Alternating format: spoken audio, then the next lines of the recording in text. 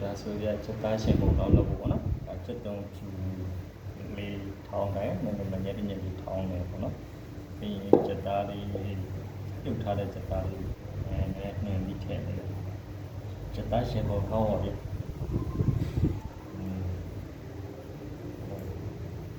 ထည့်မယ်ဗျ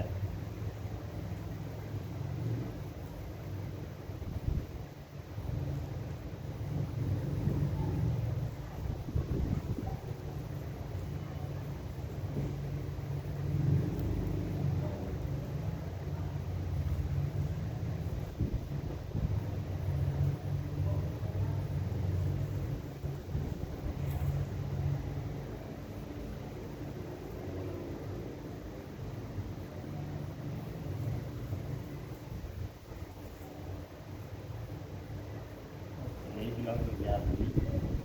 โอเคဒါပြီးလို့ရှိရင်ကျွန်တော်ဗီဒီယိုဒီမုံငယ်ပြီးချက်မုံထည့်မယ်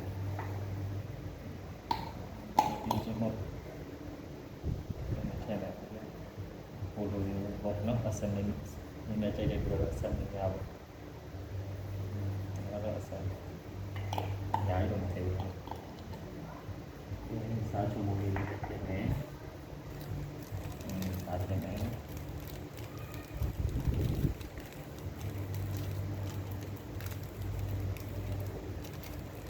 ရာဒီ change ချီလာတဲ့နဲ့ထည့်ပါနော် okay ဒီလိုရှင်စီလေးနဲ့ထည့်နေကြ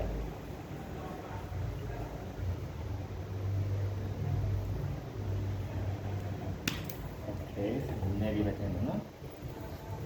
okay ဒါဆိုရင်တော့ရန်ကောင်းတဲ့ရှင်ပုံကောင်းလေးရပြီပေ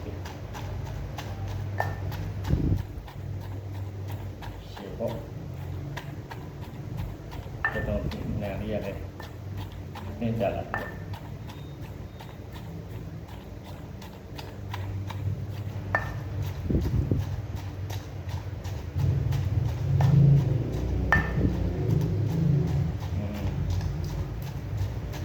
ညောင်းအောင်ရပြီခုတော့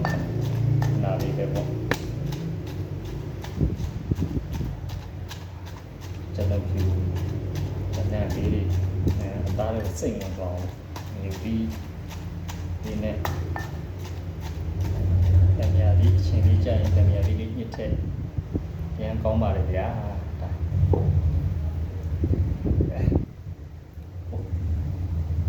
အဲ့ဒီမောနော်